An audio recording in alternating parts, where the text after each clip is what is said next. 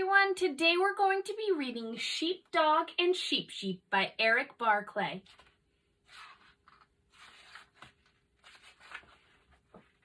This is Sheep. She loves to dance. She knows all kinds of fancy dances, like the wildflower dance, the mud puddle dance, the get this spider off of me dance, and of course, the pee-pee dance. Dancing makes her very happy, and when she's happy, she closes her eyes. And when she closes her eyes, she bumps into things, usually trees. But one day, she bumped into something that wasn't a tree. It was a someone, a very hairy someone. "Holy begonia," she said, "who are you?" "I'm the sheepdog," the someone replied. "I watch the sheep." "Well, I am a sheep. I watch sheep too. Everyone knows I am an expert at watching sheep. I don't see how you can be much of a sheep watcher with all that hair in your eyes, but I can fix that for you. Be right back." She skipped off towards the farmhouse. Just then, Sheepdog spotted an eagle overhead. It was looking at sheep like a mouse looks at cheese. The eagle dived, but Sheepdog told him to vamoose. Sheep found Sheepdog waiting for her outside the farmhouse and tied his hair into a pretty bow. "Now you'll be able to see the sheep," she said, "except you're still missing something very important. Be right back." Sheepdog looked around. It was true, he could see a little better with his hair pulled up.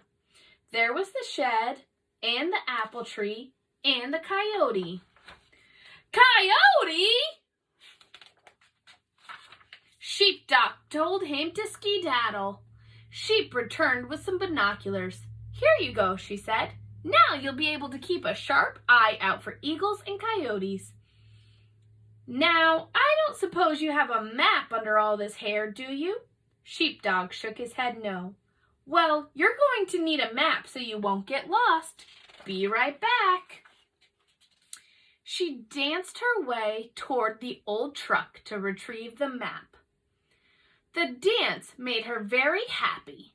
She closed her eyes, and because her eyes were closed, she couldn't see that. But Sheepdog did.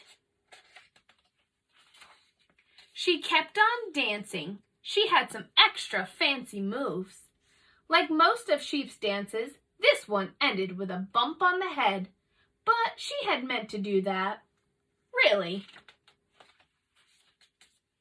Sheep fished the map out of the glove box and handed it to Sheepdog. "You're all set.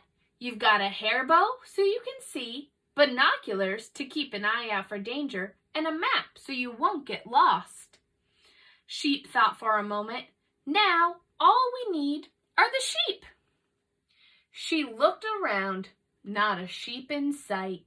She borrowed Sheepdog's binoculars. Still no sheep. She unfolded the map.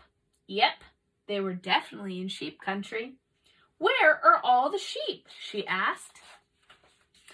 "Did you lose them?" "You're the only sheep," Sheepdog said.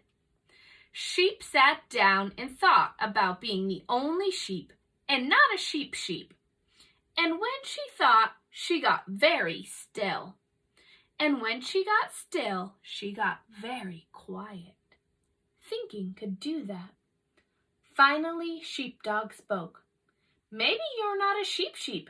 Maybe you're a dog sheep, and your job is to watch the dog." After a moment, Sheep replied, "Well, of course, I'm a dog sheep."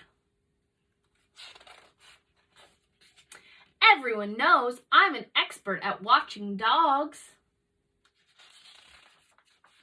The end.